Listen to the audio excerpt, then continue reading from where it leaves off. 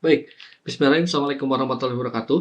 Pada kesempatan kali ini di mata kuliah Literasi Teknologi pertemuan ke-9, materi setelah UTS, kita akan membahas tentang keamanan digital dan privasi, di mana materi ini sebenarnya didasarkan pada beberapa materi pengabdian kepada masyarakat yang dikeluarkan oleh Kominfo di sini gitu ya. Jadi beberapa jilid, beberapa buku itu disatukan untuk menjadi materi yang memang menjadi beberapa slide di sini gitu ya, sekitar 20 slide-an. Nah, dari berbagai macam buku. Nah, di sini kita akan membahas tentang keamanan digital dan privasi. Ya, pembahasan keamanan digital dan privasi sebenarnya ini menjadi hal yang penting gitu ya. Kadang-kadang disepelekan, tapi hal yang penting terutama ketika kita melakukan interaksi secara online atau secara daring gitu ya. Entah itu di media sosial atau dimanapun itu gitu. Nah, kita akan membahas beberapa hal di sini. Yang pertama kita akan membahas tentang keamanan data, lalu ada password, ada phishing dan malware gitu ya, dan ada media sosial di sini. Nah, lalu tujuan pembelajaran kali ini, jadi setelah mengikuti pembelajaran perkuliahan kali ini, jadi mahasiswa nanti diharapkan pertama mampu memahami konsep ya secara mendasar di sini tentang keamanan digital dan privasi di era modern di sini gitu ya. Nah, lalu melindungi data juga, jadi melindungi data pribadi dari ancaman dan akses yang memang tidak sah di sini. Lalu bagaimana sih mengelola password yang baik dan aman, terutama ketika kita menggunakan praktik-praktik pembuatan password terbaik ya. Lalu kita juga akan mengenali beberapa macam ancaman gitu ya. Jadi mengenali beberapa macam ancaman seperti serangan phishing, malware, atau menjaga keamanan di media sosial. Nah, lalu kenapa sih keamanan digital itu penting? Jadi secara realitas di era digital, jadi orang itu banyak berinteraksi secara daring di dunia maya dibandingkan di dunia nyata gitu ya. Karena memang mungkin jangkauannya lebih luas ya, dan orang yang mengetahuinya juga lebih banyak, dan kecepatan informasinya juga atau eh, apa pertukarannya itu juga lebih cepat. Akhirnya ketika kita capek datang kerja atau mungkin juga ketika sedang istirahat tapi mau berkomunikasi, mau tetap dapat informasi, maka memang jawabannya pasti akan masuk ke media sosial gitu ya. Nah, dan itu menjadi suatu mungkin kalau bisa disebut kebiasaan, kebiasaan masyarakat modern saat ini. Nah, dan itu adalah realitas di era digital. Jadi data itu menjadi aset penting gitu ya, ketika kita terhubung lewat daring ya. Dan aset penting di sini ya berupa data di sini. Jadi aset di sini gitu. Karena memang kalau di dunia nyata aset yang memang secara fisik ya mungkin seperti emas atau tanah gitu ya. Dan itu adalah sebuah aset. Nah, sebenarnya data juga gitu ya yang memang secara non fisik itu juga bisa disebut sebuah aset. Nah, karena memang aset-aset tersebut seperti data itu sebenarnya sama berharganya seperti aset fisik ya. Dan ada beberapa ancaman gitu ya cyber yang memang akan terus meningkat, terutama bagaimana data itu memang harus diamankan karena saking berharganya data tersebut. Nah, jadi kasus kebocoran data sebenarnya semakin sekarang itu semakin sering terjadi ya, menimpa individu, perusahaan hingga institusi pemerintahan. Nah, lalu bagaimana sih keamanan digital? Itu adalah bukan merupakan suatu keinginan gitu ya, tapi zaman sekarang itu adalah sebuah kebutuhan dan memang wajib punya gitu.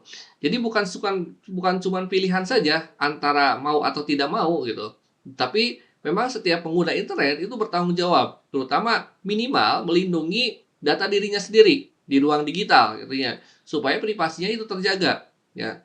Karena memang ketika kita masuk ke dunia digital, tidak semua orang itu mempunyai niat baik gitu ya. Karena ada juga yang memang punya niat jelek, niat memang kurang bagus gitu ya. Atau mungkin juga memata-matai dan lain sebagainya gitu. Semakin data pribadi kita tersebar, maka di lain sisi mungkin beberapa orang senang popularitas. Tapi di sisi lain ketika beberapa data pribadi sudah tersebar, kita sudah populer, akan menimbulkan ketidaknyamanan di dalam hidup kita. Ya. Hidup akan dimata-matai, segala macam mungkin ada paparazi dan segala macam kasus selebriti gitu ya. Atau hal-hal yang lainnya yang memang dia itu punya niat buruk gitu ya. Karena semua data kita itu diketahui oleh mereka. Semua kelemahan kita, semua kebiasaan kita itu sudah diketahui oleh mereka. Nah, Maka itu menjadi suatu aspek penting di keamanan digital itu. Lalu, apa itu keamanan digital? Jadi keamanan digital ini adalah serangkaian upaya perlindungan ya terhadap aset-aset digital dari akses penggunaan atau mungkin juga perusakan secara tidak sah. Nah, contohnya perusakan data dari apa saja gitu ya, atau penyalahgunaan di bidang apa saja. Contohnya dari data, informasi pribadi, dokumen, rekam jejak digital yang tersimpan itu menjadi yang memang harus diamankan ya. Jadi contohnya informasi pribadi yang tadi disebutkan gitu ya, data KTP, data KK gitu, atau mungkin juga data nomor ATM, kartu ATM dan segala macam itu harus diamankan. Jadi jangan sampai tersebar di internet, jangan sampai diupload di internet. Nah, apalagi privasinya publik. Itu suatu hal yang memang berbahaya sekali ya. Nah, lalu meskipun hal-hal tersebut tidak diupload gitu ya, kadang-kadang kita juga secara tidak sadar juga bisa ngupload. Nanti ada ancaman tertentu, contohnya phishing gitu ya. Nah, nah di sini hal yang lainnya, contoh seperti rekam jejak digital yang tersimpan itu juga menjadi ancaman. Ya. Contohnya beberapa perusahaan di luar negeri, ketika mereka akan merekrut suatu karyawan, mereka akan melihat rekam jejak digitalnya. Apakah dia itu cocok kepribadiannya, melihat dari tindak tanduk di media sosial, apakah dia itu tidak cocok, atau mungkin juga dia kalem, atau seperti apa. Maka hati-hati gitu ya. Kadang beberapa perusahaan itu ngelihat rekam jejak calon karyawannya itu di media sosial. Ya, ketika media sosialnya penuh dengan hal-hal yang memang kurang bagus, kata-kata yang tidak sopan gitu ya, atau mungkin juga emosi segala macam ya, tidak tenang atau mungkin juga tidak kurang bijak ya dalam komunikasi dan yang lainnya. Nah, itu menjadi suatu pertimbangan suatu perusahaan dia itu akan diterima atau tidak ya.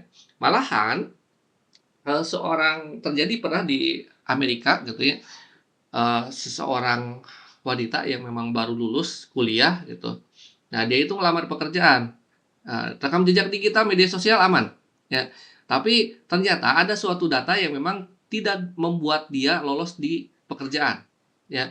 Dia itu pernah menguntit, jadi dia itu pernah melakukan kecurangan masuk ke dalam suatu kereta dan tidak membayar. Data itu ada di data perusahaannya, ya. Akhirnya dia tidak diterima, ya. Karena memang hal yang seperti itu saja sudah tidak jujur, apalagi ketika dia itu memegang uang perusahaan. Ya, akhirnya tidak diterima. Makanya hati-hati, jejak rekam digital itu bukan cuma di media sosial saja gitu ya. Kadang-kadang perilaku kita juga ketika melakukan pembayaran digital, penipuan dan segala macam itu juga terekam. Nah, lalu perangkat di sini seperti komputer, smartphone, perangkat IoT yang memang digunakan sehari-hari juga perlu diamankan, tapi memang secara fisik. Ya, entah itu dari cuaca, bencana alam gitu ya, atau mungkin juga pengerusakan. Nah, dan hal tersebut juga harus diamankan. Nah, lalu jaringan, nah koneksi internet, infrastruktur komunikasi yang terhubung ke perangkat itu juga sama menjadi hal yang rawan. Contohnya ada suatu pesan, ada suatu data yang memang terkirim, tiba-tiba data itu dibajak, ya, atau diretas gitu ya, ketika sebelum sampai ke kita. Nah, maka hal tersebut juga menjadi ancaman. Contohnya kenapa sih beberapa film itu belum muncul di bioskop gitu ya, tapi sudah tersebar di internet. Ya, karena memang si bioskop tersebut, si film produksi tersebut itu mengirimkan datanya itu via internet. Ya ternyata mungkin ada hacker gitu ya. Yang memang ketika di jalan si datanya tersebut itu diambil gitu atau tidak di-copy atau digimanakan gitu. Nah, akhirnya sebelum rilis pun si film tersebut itu sudah ada ya di situs-situs bajakan gitu. Nah, itu biasanya melewati jaringan. Nah, atau menggunakan sistem pembobolan keamanan hal-hal dengan yang lain-lain gitu. Nah, lalu identitas digital, ya akun, username yang memang kredensial yang memang untuk mempresentasikan diri di dunia maya, di sini ini harus hati-hati, jangan sampai kita tersebar terlalu banyak ya. Jadi jangan sampai kita terlalu terbuka, ekstrovert di sini ya. Memang harus harus tidak semua orang baik gitu, harus kita memilih-milih mana yang mau harus diposting, mana yang tidak gitu ya. Tidak usah kita posting alamat rumah kita gitu ya, atau mungkin juga nomor mobil kita dan segala macam itu hati-hati ya. Nomor plat nomor dan yang lainnya itu hati-hati. Nah, lalu di sini jadi data digital yang memang perlu dilindungi, pertama data NIK pribadi, data lengkap ya. Ya, data pribadi seperti NIK, nomor telepon, alamat ya, atau alamat email itu hati-hati ya ketika kita menggunakannya. Ya, karena memang bisa diretas, bisa disalahgunakan gitu ya, atau juga bisa dibobol gitu. Jadi tidak semua orang memang harus bisa melihat email kita, tidak gitu. Nah, lalu data akademik seperti nilai, transkrip, identitas, akun mahasiswa atau portal kampus itu juga sebenarnya harus diamankan. Contohnya data keuangan kita belum dibayarkan padahal sudah bayar gitu ya, atau mungkin juga yang menguntungkan mahasiswa gitu ya, nge-hacker gitu, yang tadinya nilai E jadi A semua gitu, dibobol gitu. Itu mungkin juga tidak masalah gitu ya kalau untuk mahasiswa gitu. Nah, tapi yang jadi masalah kalau sebaliknya gitu ya, nilainya A tiba-tiba ada di hacker, E semua gitu. Nah, itu data akademik yang memang harus diamankan di sini. Nah, lalu data keuangan juga sama, ya data perbankan seperti nomor rekening itu hati-hati, nomor rekening, nomor kartu ATM, ya kartu kredit, riwayat transaksi ya, itu tidak boleh, tersebar ya, yang memang harus kita simpan rapat-rapat. Ya, jangan sampai dibukakan, dilihatkan ke sembarangan orang di sini gitu ya. Nah, yang lebih baik memang kan kepada diri kita sendiri saja gitu ya yang memang mengetahuinya. Lalu data akun login di sini seperti username, password-nya atau token autentifikasi dari berbagai macam platform digital itu juga perlu diamankan karena hati-hati ketika kita login ke warnet atau kemana ke pinjam laptop teman atau mungkin juga menggunakan WiFi ya, WiFi yang publik itu hati-hati ya. Data-data login kita sebenarnya itu bisa direkam gitu ya. Nah, menggunakan beberapa macam cara gitu. Nah, makanya autentifikasi token dengan berbagai macam platform digital hati-hati. Sebenarnya ancaman itu di berbagai macam sisi lini ya. Nah, lalu apa ancaman digital di sini? Nah, ini kita akan membahas beberapa macam ancaman yang memang kadang sulit dibedakan gitu ya, padahal memang ya berbeda gitu ya, bukan semuanya hacker di sini. Yang pertama ada hacking. Jadi hacking ini adalah penyusupan sistem, mengambil akses mengambil alih akses atau mencuri data, merusak data dan segala macam. Nah, itu dilakukan oleh orang ya menggunakan beberapa macam metode ya DDoS dan segala macam itu banyak ya underdose dan banyak sekali. Nah, lalu ada phishing. Nah, ini phishing ini kalau bisa disebutkan tidak secanggih, tidak seahli hacker ya. Bisa juga orang awam bisa melakukan phishing di sini gitu ya. Jadi penipuan berkode komunikasi resmi yang memang mencuri kredensial, contohnya berpura-pura menjadi teman kita, nomor teleponnya berbeda gitu ya. Jadi si penipu itu membeli nomor telepon, mengatasnamakan nama WA-nya nama teman kita, lalu pura-pura jadi teman kita untuk meminjam uang dan segala macam, ya. Itu phishing, ya, atau menggunakan hal yang memang contoh yang lebih ekstrim gitu ya, atau yang dilakukan phishing yang dilakukan oleh orang yang ahli, seperti kasus Klik BCA. Jadi Klik BCA itu memang layanan BCA yang memang diperuntukkan untuk nasabah gitu ya. Tapi ada suatu situs yang memang membuat tampilannya segala macam itu hampir sama seperti situs resmi Klik BCA, namanya Klik BCA. Nah, lalu seseorang ada masuk ke situs tersebut, situs palsu tersebut, memasukkan password, nama dan segala macam, akhirnya diketahui ya oleh yang membuat phishing tersebut dan dibobol lah rekeningnya, nol lah gitu akhirnya. Nah, itu adalah phishing gitu ya. Nah, tanpa sadar kadang-kadang phishing itu meminta sesuatu hal, ya meminta nomor rekening, meminta ini, meminta itu, yaitu ya seolah-olah terhipnotis ya kita itu. Nah, akhirnya kita nggak ngasihkan karena dia itu kayak teman kita, padahal bukan. Ya, padahal dia itu berpura-pura menjadi teman kita gitu. Nah, ketika melakukan video call, dia tidak mau gitu ya. Nah, apalagi telepon gitu ya. Kalau telepon pakai AI mungkin bisa ya menyamarkan suaranya. Nah, sebenarnya pakai video call juga harus menggunakan teknik tertentu ya, tapi kadang-kadang agak agak susah gitu ya. Kalau di zaman sekarang mungkin harus punya beberapa alat supaya lebih mudah. Nah, itu sebenarnya phishing ya.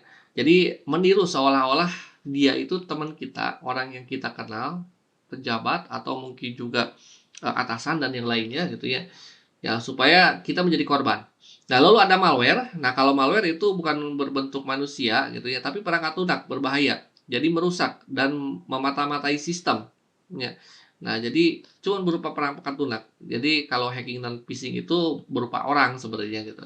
Lalu ada data breach ini. Data breach ini adalah kebocoran besar-besaran dari server organisasi dan perusahaan. Contohnya data SIM penduduk Indonesia hilang, data KTP gitu ya, atau mungkin juga data e-commerce dan segala macam. Nah, itu data breach di sini. Nah, lalu ada identity thief di sini. Jadi pencurian identitas melakukan penipuan mengatasnamakan korban. Ini hampir sama seperti phishing gitu ya.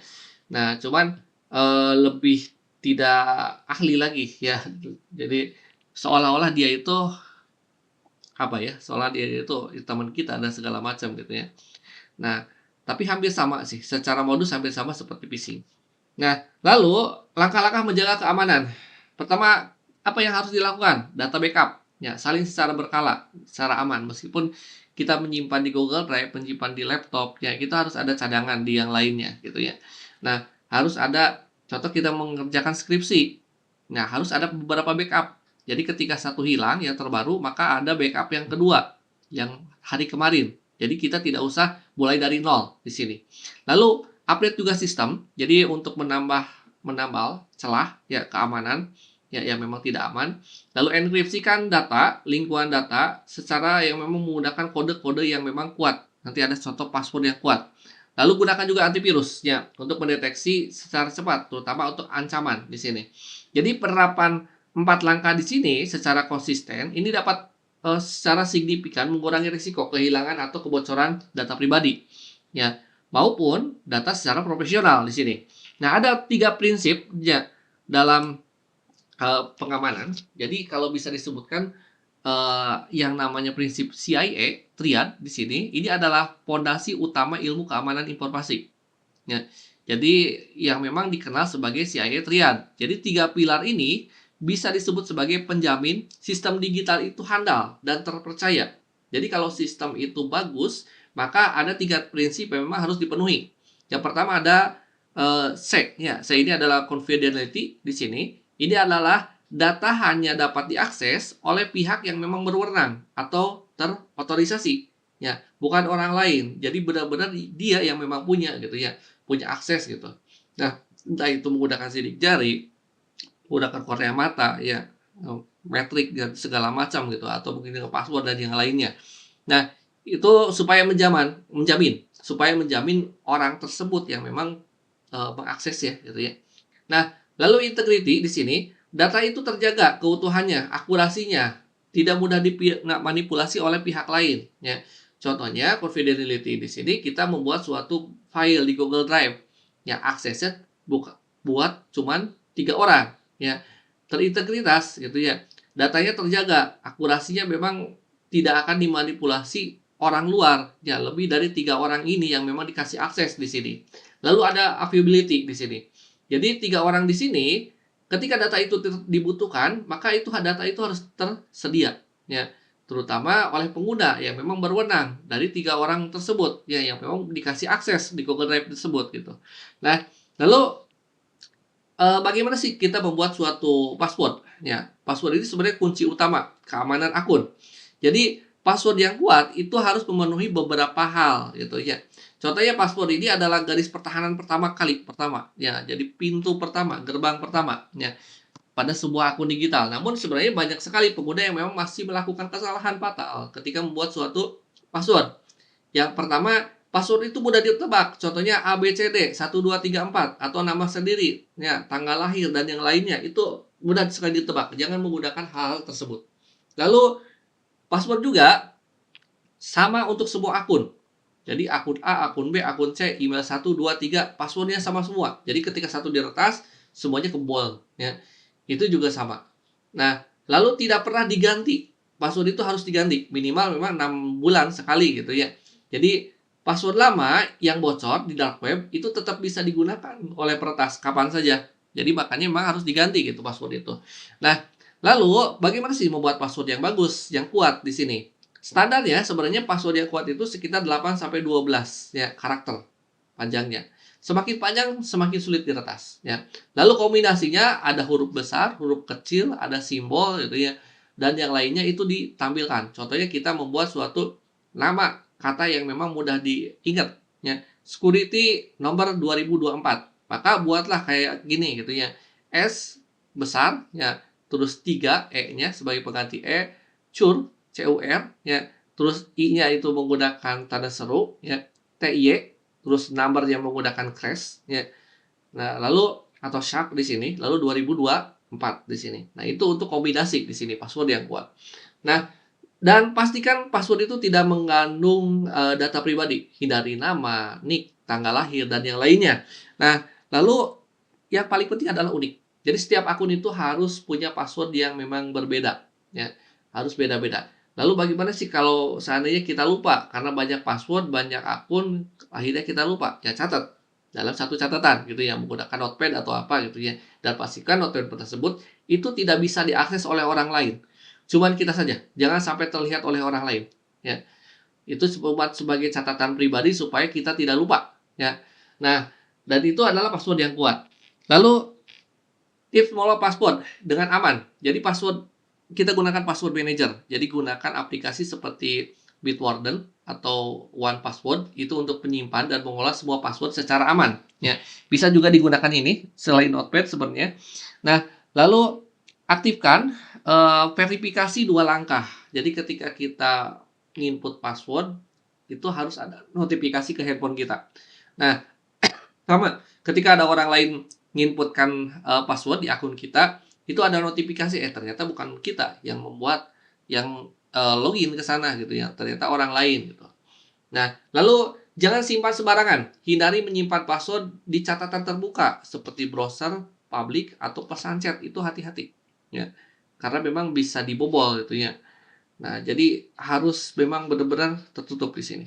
Nah, lalu ganti secara berkala. Jadi perbaharui password ya setiap 3 sampai 6 bulan sekali, terutama untuk akun-akun yang memang sangat penting di sini, seperti akun keuangan atau akun yang lainnya.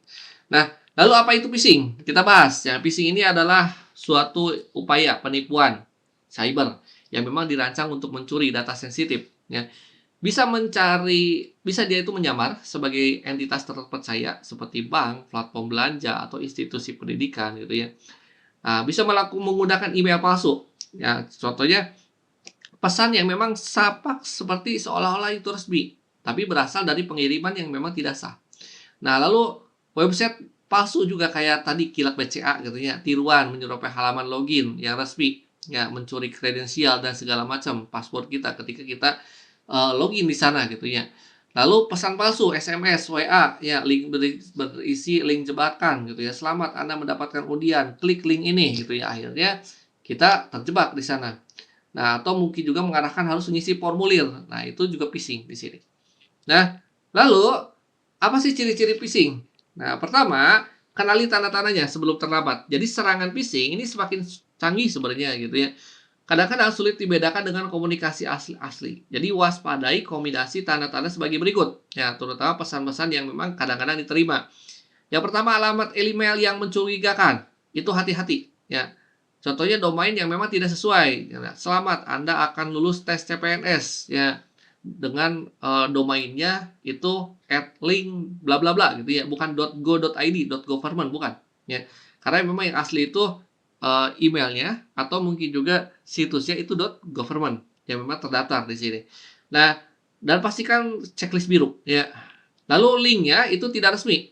Jadi URL menggunakan subdomain ya yang memang mirip ejaan tapi berbeda. Kilek BCA pada klik BCA yang asli gitu ya. Lalu bahasanya itu mendesak. Ya, akun yang memang Anda akan tutup dalam 24 jam gitu ya. Contohnya gitu ya.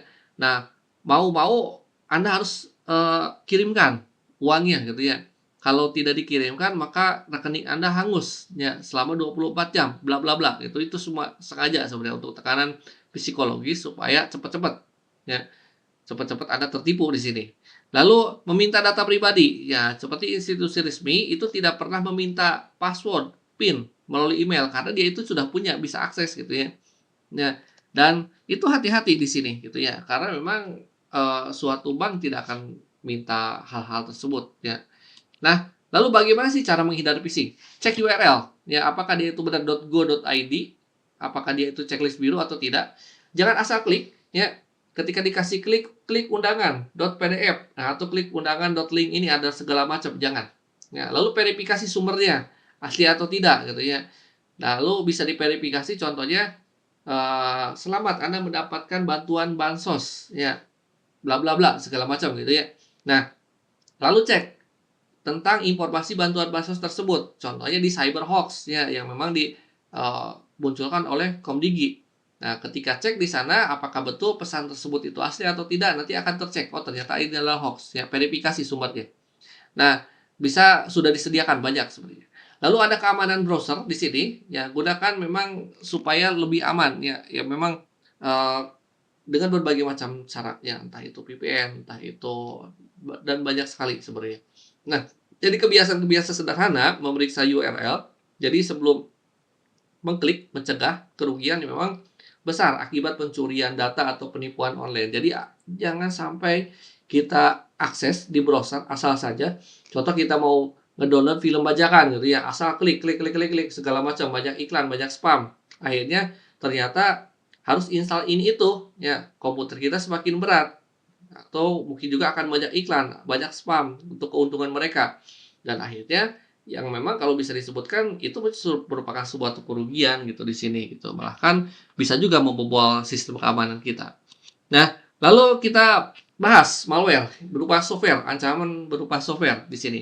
Jadi malware ini adalah malicious software yang memang adalah perangkat lunak berbahaya yang memang dirancang untuk menyusup, merusak, atau mencuri data ya dari sistem korban atau yang memang tanpa sepengetahuan mereka. Malware ini jenis-jenisnya beda-beda, banyak sekali. Ada virus, jadi virus itu sebenarnya penyebarannya cepat ya. Pada file lain sangat cepat gitu ya. Biasanya menjalar, merusak ya, yang memang ketika diklik dijalankan .exe atau yang lain ya, sesuai dengan jenisnya ya. Kalau dulu ada jar-jar gitu kalau dalam Symbian, Nokia gitu ya. Kalau di dalam Android ada APK dan segala macam gitu. Nah, ya biasa berekstensi-ekstensi untuk software di sini. Kalau di Windows.exe gitu. Nah, itu hati-hati. Ya, apakah itu adalah suatu aplikasi resmi atau memang mempunyai virus di sana. Lalu ada Trojan. Jadi Trojan juga sama seperti software, tapi dia itu seolah-olah suatu program yang sangat berguna, ya, yang diam-diam akses bagi pertas. Jadi cerita Trojan ini mirip seperti perang Troya, ya. Jadi di suatu benteng yang memang sulit tertembus gitu ya. Nah, cara menaklukkan benteng tersebut karena di sana si rakyat tersebut sering membuat suatu pesta namanya pesta Troya gitu ya. Nah, akhirnya si musuh membuat suatu hadiah. Ya, hadiahnya yaitu kuda Troya dibuat dari dari kayu gitu ya, dari kapal yang memang sangat besar. Tapi isinya adalah prajurit musuh di dalam kuda Troya tersebut. Ya, ketika diketahui benteng tersebut mendapatkan hadiah, ya dimasukkanlah si kuda Troya tersebut ke dalam benteng gitu ya. Ternyata ketika sudah dimasukkan, ya keluarlah prajurit musuhnya ya dari dalam kuda tersebut ya, kuda kayu tersebut gitu. Akhirnya menyerang semua isi orang yang di kota tersebut gitu, dan terbobollah suatu keamanan. Jadi ya sambil sama suatu penipuan seolah-olah program berguna padahal isinya adalah prajurit yang memang menyerang gitu di sini. Lalu ada ransom di sini. Ini biasanya mengenkripsi data yang biasanya nanti ketika dienkripsi sulit dibuka gitu ya. Lalu minta tembusan. Ya, ini ransomware gitu untuk memulihkan aksesnya, dia itu minta tembusan, minta uang ya. Lalu ada spyware, itu biasanya memata-matai aktivitas pengguna, mengirimkan data ke pihak ketiga secara tersembunyi. Nah, itu spyware di sini. Ini semuanya adalah ancaman berbentuk software. Nah, apa sih dampak dari malware? Pertama, secara kerugian. Nah, secara kerugian pasti akan ada kehilangan data. File yang memang bisa terhapus, terenkripsi, atau mungkin juga kadang akun kita tidak bisa diakses. Ya, bisa juga menyebabkan suatu kerusakan sistem, error di sini. Jadi sistem operasi atau aplikasi yang memang bisa mengalami error atau crash yang memang terus berkepanjangan karena serangan malware tersebut. Nah, hal yang lainnya bisa melakukan pencurian informasi. Jadi password yang memang kita ketikkan itu terekam oleh malware tersebut gitu ya, dimata-matai. Akhirnya dicuri informasinya, data-datanya, passwordnya gitu ya. Ya memang sangat sensitif seperti data login, kartu kredit, dokumen sensitif itu bisa berpindah tangan ya ke penjahat. Lalu kinerja juga bisa menurun ya. Ini adalah malware, spam ya. Contoh kita asal klik saja sana sini gitu ya. Akhirnya banyak spam. Akhirnya komputer kita menjadi berat karena banyak aplikasi yang memang tidak berguna itu terinstall tanpa sadar ketika kita mau mendownload film bajakan. Nah, ini perangkat yang memang akan memperlambat kinerja komputer kita. Lalu bagaimana sih cara pencegahan malware? Pertama, install antivirus yang memang terpercaya. Sebenarnya di Windows juga ada Windows Defender di sini. Jadi gunakan antivirus yang memang selalu aktif. Ya, terutama yang pasti antivirus tersebut memiliki reputasi yang sangat baik. Ya, yang benar-benar ketat dalam pemilihannya. Lalu pastikan update sistem. Jadi pembaruan sistem dari keamanan yang memang tidak bisa dieksplorasi eksploitasi gitu ya oleh malware terbaru gitu. Nah, biasanya memang ya Windows-nya atau sistem operasinya itu harus asli di sini supaya memang terus bisa update ya. Lalu hindari juga download yang memang ilegal di sini ya, seperti file bajakan yang memang sering sekali menjadi wadah penyisipan malware ya, yang sana sini yang memang sangat berbahaya. Lalu scan file sebelum dibuka. Nah, ini biasanya bisa menggunakan antivirus ya atau mungkin secara otomatis. Jadi selalu periksa file dari sumber yang memang tidak dikenal sebelum menjalankan atau yang memang dijalankan dieksekusi di perangkat kita. Nah, lalu apa sih resiko keamanan di media sosial? Nah, selain keamanan secara offline yang tadi, ini ada keamanan yang memang secara online gitu. Nah, yang memang kita sering hadapi di media sosial, interaksi secara media sosial. Jadi media sosial ini adalah salah satu target utama kejahatan cyber zaman sekarang. Karena memang kalau bisa disebutkan, ya cyber data ini yang kamu bagikan secara publik itu bisa dimanfaatkan dengan tujuan-tujuan jahat. Contohnya pencurian akun. Ya, kita upload kartu ATM, upload KTP, upload KK gitu ya. Secara asal saja akhirnya data kita dicuri. Lalu datanya disalahgunakan, informasi pribadi gitu ya. Disalahgunakan menggunakan penipuan, pemerasan atau pencurian identitas. Sebenarnya itu di media sosial, jangankan di media sosial, hati-hati kita ketika kita membandingkan KK atau KTP ya. Karena memang yang secara offline saja itu tidak boleh, apalagi secara online yang memang bisa secara publik. Ya, secara offline itu pernah disalahgunakan. Contoh di satu desa itu uh, ada suatu perangkat desa memanfaatkan KTP dan KK dari warganya buat melakukan pinjaman online. Tiba-tiba si debt collector datang ya ke warga tersebut. Yang terjadi apa? Yang terjadi dia itu tidak pernah meminjam. Ternyata melakukan peminjaman itu adalah aparat desanya gitu ya. Ya akhirnya menjadi suatu berita besar ya. Dan itu hati-hati di sini gitu ya. Dan itu bisa disalahgunakan secara offline, bahkan secara online lebih berbahaya. Nah, lalu cybercrime di sini, ujaran kebencian, penipuan online, atau konten-konten berbahaya menyebarkan melalui platform media sosial juga itu harus hati-hati. Karena memang itu bisa merubah sudut pandang yang benar menjadi salah, atau sebaliknya, yang salah menjadi benar. Ya. Nah, lalu apa sih tips keamanan media sosial? Pertama, aktifkan privasi akun. Jadi akun itu memang kalau disebut harus privat, batasi siapa saja yang bisa melihat. Kalau memang akun itu bersifat pribadi, ya, maka lakukan akun ketika Anda ngekonfirmasi menjadi teman, ya utamakan temannya yang memang kita kenal saja. Ya. Kecuali akunnya akun bisnis gitu ya, diperuntukkan untuk endorse gitu. Maka ya boleh siapa saja yang memfollow Anda, tapi postingannya juga tidak boleh asal saja. Yang memang postingan itu akan berhubungan dengan bisnis Anda. Jangan sampai data-data pribadi tersebar di sana. Jadi hati-hati, baik dalam privasi memang akunnya akun bisnis atau akun pribadi, postingannya juga harus diperhatikan. Nah, lalu gunakan juga autentifikasi dua langkah di sini. Kombinasi password yang sulit ditebak dan autentifikasi dua faktor itu pelindungan yang berlapis. Ketika ada login, ada konfirmasi ke handphone kita, perangkat kita. Nah, jangan oversharing. Jadi hindari postingan lokasi real time ya. Jadi kalau kita liburan pada hari ini, postingnya minggu depan atau postingnya nanti ketika sudah pulang gitu ya. Karena kadang-kadang apalagi media sosialnya bersifat publik ya. Nah, akhirnya ketika mengetahui oh kita sedang liburan, rumahnya kosong, ya akhirnya dicuri. Itu hati-hati. Ya.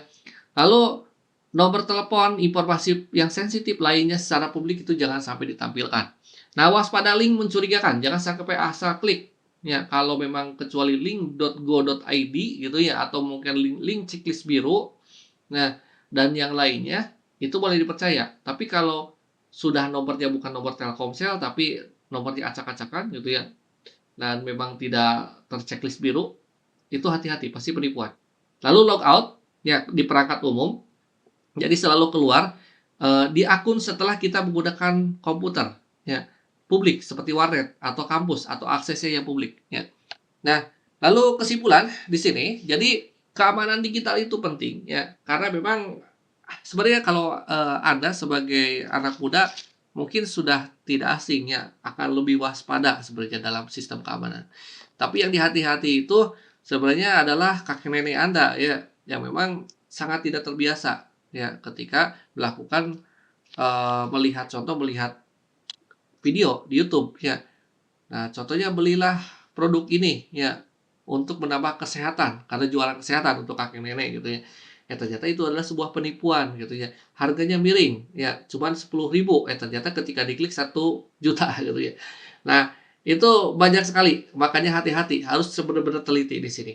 Nah, jadi secara kesimpulan keamanan digital itu memang untuk melindungi data, perangkat identitas digital yang memang harus bertanggung jawab setiap pengguna internet. Nah, lalu password-nya juga gunakan password yang memang unik, yang sulit ditebak, ya.